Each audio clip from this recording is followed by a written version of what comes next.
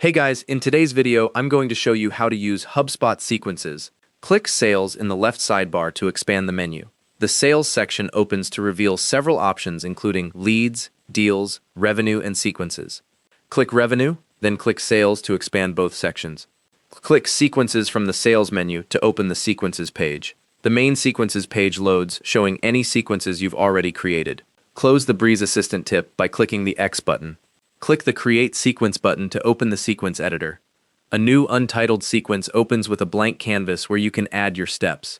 Click the Automated Email step to add an email to your sequence. This opens the Add Automated Email panel on the right side of your screen. In the Add Automated Email panel, click Create New to start a new template. A Create New Template modal appears with fields for your email template. In the Template Name field, type a name for your template. I'm typing Test here. This name is for internal reference and won't be visible to recipients.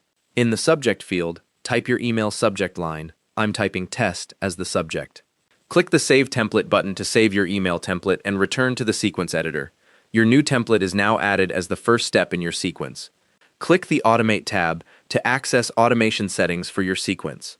If you need to edit your sequence later, you can find it in the Sequences page under the Sales menu. You can add multiple steps to a sequence by clicking the plus button between existing steps, combine automated emails with tasks and delays to build out your entire follow-up flow.